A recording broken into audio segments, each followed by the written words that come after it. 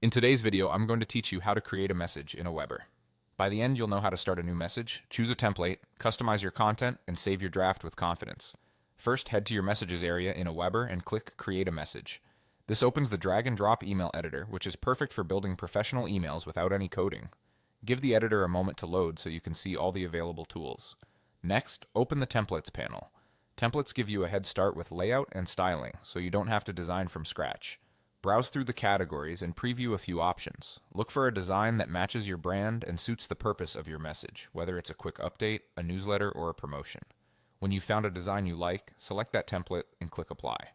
AWeber will load the layout into your editor so you can start tailoring it to your needs. If it doesn't feel right, you can always go back to the Templates section and choose another one before moving forward. Now begin editing the text to your liking. Click directly on headlines, paragraphs, and buttons to replace the placeholder copy with your own. Keep your writing clear and concise, use short paragraphs for readability, and make your main point easy to spot.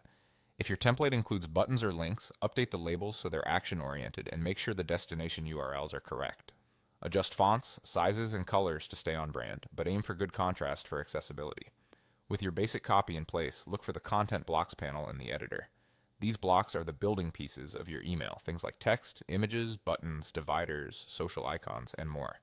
Use them to add structure or highlight important sections. Click and drag a content block from the panel into your message.